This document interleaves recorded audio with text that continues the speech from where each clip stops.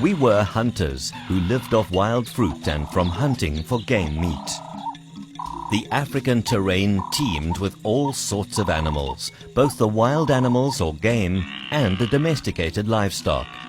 However, to us, an animal was just an animal. We did not differentiate between game or domesticated. We regarded all the animals as meat to hunt. Then, of course, we lived off wild fruits. We had a large variety of such wild fruit that we dug up to eat.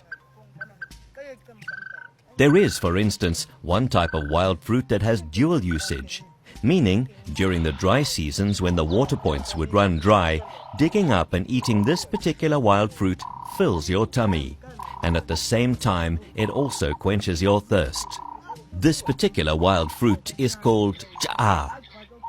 The cha'a is probably the most important foodstuff. Everyone knows that this is the most sought-after foodstuff. Our people know the importance of knowing the telltale signs to look out for in order to find it in the bush. And when we decide to hunt for the pot, the number one thing to do is to make sure you are approaching the animal from downwind from where the animal is. There is upwind and downwind.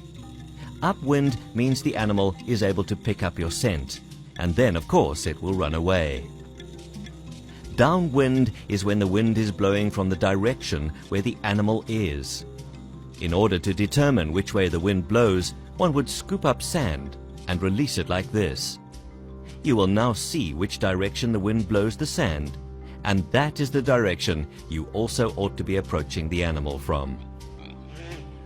You will then be able to sneak up on the animals until the target is in a good striking distance. As long as you are downwind where the animals are not able to pick up your scent, I tell you, the animals can even spot you and they will not run away. Most animals, in fact, allow curiosity to get the better of them and would just stare at you, wondering what type of animal you might be. An animal will only run away once it picks up your scent. Otherwise, it will just be staring at you. After a kill, one would hide the carcass and then return home to get the family. The entire family would then move with everything, and we would make the place where the kill happened our new home. This would now be our new home for as long as it will take us to finish eating up all the meat of this particular carcass. So, we will then have a big feast, light a bonfire, and dance around the fire, and we will eat the meat until we are full.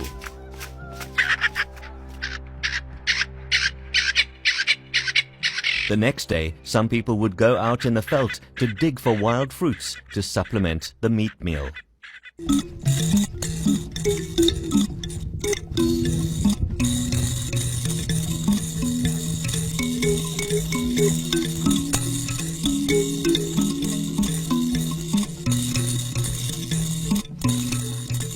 Every morning as we wake up, we each have our different chores, and we know what to do for the day. The women would, for instance, divide themselves into groups, who would gather wild fruits, and so on.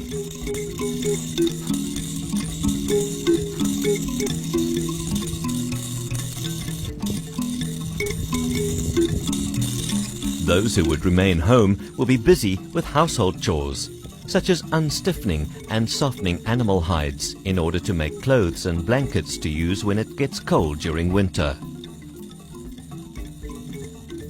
The men would keep themselves occupied by making sure that their hunting weapons are up to standard. They would be sharpening arrows and preparing the poison, weaving ropes to use for the bows and for setting of bird traps.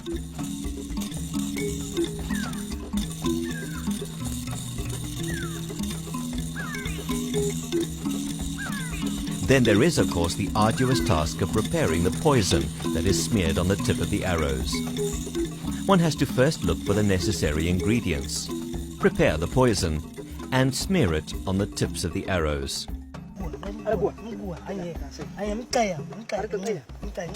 There is this one weapon that we use for hunting. It is a long stick with a noose on the one end. When we would hunt spring hares, one person would insert the noose end into the hole until you feel that the stick is now touching the spring hare.